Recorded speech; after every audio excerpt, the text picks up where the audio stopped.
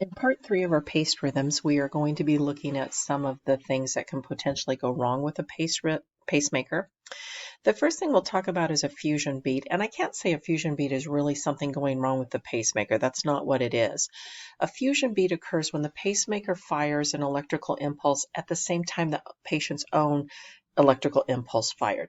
So you're looking at the sinus node firing and the pacemaker firing both at the same time, and it's depolarizing the heart down the normal pathways as well as through abnormal pathways. So you're getting a beat that doesn't quite look like the paced rhythm, and it doesn't quite look like their own beats. It's kind of a fusion between the two. And it's actually not considered dangerous. But the thing that we want to realize with fusion beats is that if it's happening a lot, I mean, if it's just a random fusion beat here or there, we don't really get too worried about it. But if you're having these fusion beats happen frequently, it means the pacemaker's firing maybe a little too early. Maybe we could set that escape interval a little bit longer so the pacemaker doesn't kick in quite as often, and that way it won't use the pacemaker as much. So what you're looking at in this strip right here is you have your pacemaker spike and your wide QRS. So this is a ventricular pacemaker. Pacemaker spike, wide QRS. Then their own beat kicks in. You've got your P wave, a little tiny QRS and a T, their own P, little QRS and a T. And then it looks like their own P started to fire, which started to depolarize the ventricles at the same time the pacemaker hit to fire the ventricles. And so the beat looks not quite like the normal paced rhythm beats, not like their normal QRS. It's kind of a combination of the two. And again, it's just if it's happening frequently, we might want to think of, the physician might opt to reset those pacemaker intervals a little bit longer. So the next one we're going to look at is a pacemaker malfunction. So one of the things that can go wrong is loss of firing. So we said our pacemaker has to fire, it has to capture, and it has to sense. So one of the pacemaker malfunctions that can happen is loss of firing. So the pacemaker fails to deliver an adequate stimulus to pace the heart. So it's seen on the ECG paper as disappearance of the pacemaker spike. Normally when your pacemaker spikes, it gives you that, normally when your pacemaker fires, it gives you that pacemaker spike. So if it's not firing for some reason, we're going to lose that spike. Even if the patient's own heart rate's too slow or too absent. Now, the most common cause of this is a malfunction of the generator. It's usually a low or a dead battery, but it can also be the wire that goes from the generator to the heart. That wire could actually be fractured or have come disconnected somehow. So we would do supportive care until the doctor can come back. And so what something like that is going to look like is I see a pacemaker spike, wide QRS, pacemaker spike, wide QRS, pacemaker spike, wide QRS, and then the person's own P waves are firing, but there's no QRS following it. But the pacemaker isn't kicking in either. If that pacemaker is set at a rate of 70 or 80, whatever it happens to be set at, you should definitely be having some more paced beats in here, and it's not. So generally it's going to be a low or a dead battery. So we may have to even do an external pacemaker or supportive care, a dopamine drip, an epinephrine drip, something else to try to get something going. But we are going to need to make sure we contact the doctor right away, and they're going to need to go and get a new generator or a new battery put in and make sure those wire connections are good. The next one we're going to look at for a pacemaker malfunction would be loss of capture. So in this, the pacemaker's firing when it's supposed to, but it's not causing depolarization of the myocardium. So we have the pacemaker spike. We'll see the pacemaker spike when it's supposed to be there, but there's no wide funky QRS if it's a VVI pacemaker, or no wide funky P wave if it's a DDD pacemaker. So we see the pacemaker spike with nothing after it. And a lot of times that's because the lead itself, either the tip of that catheter, that tip of that wire got disconnected out of the myocardium area, or the person had a heart attack and there's damage to that area of the myocardium where that pacemaker's lead is actually implanted.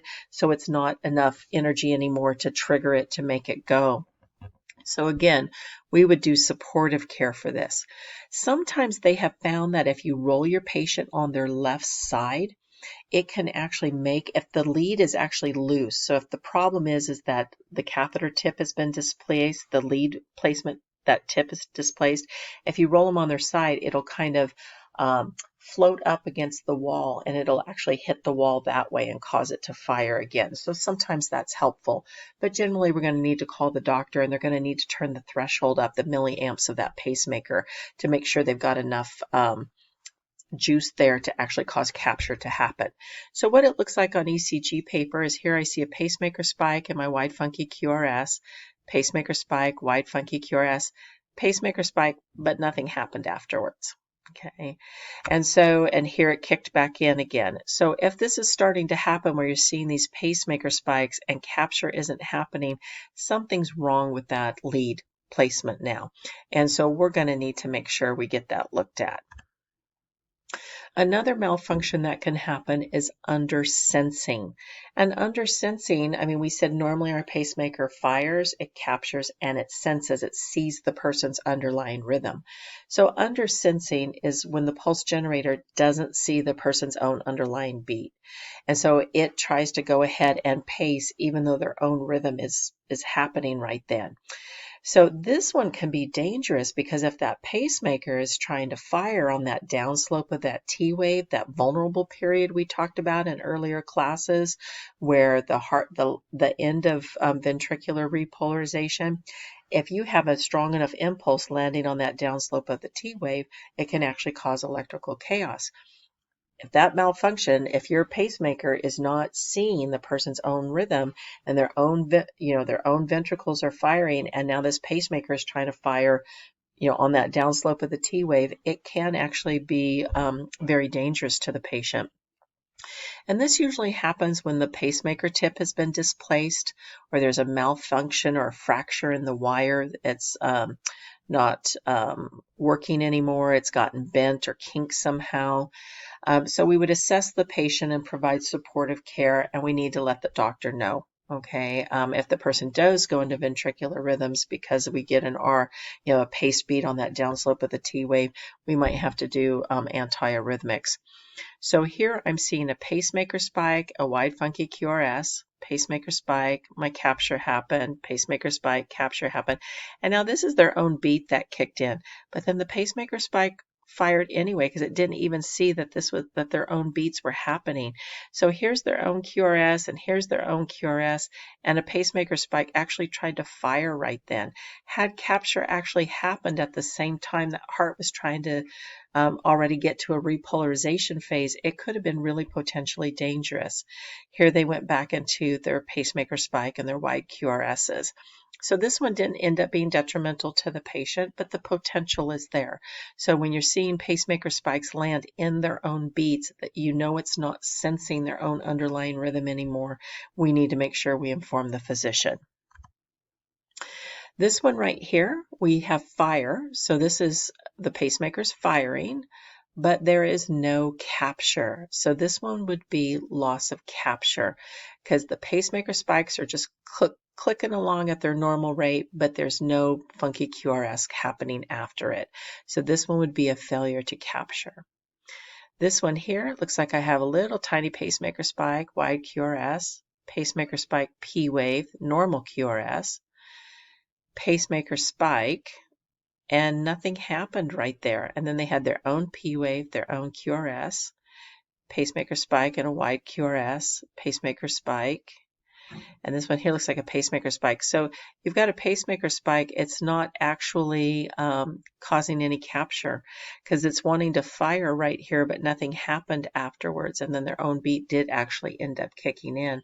But when you see these pacemaker spikes with nothing after them, there's something going on with that pacemaker that we need to make sure we bring to the attention of the physician. And that looks like the end of our paced rhythms. So I hope you enjoyed our paced rhythm section.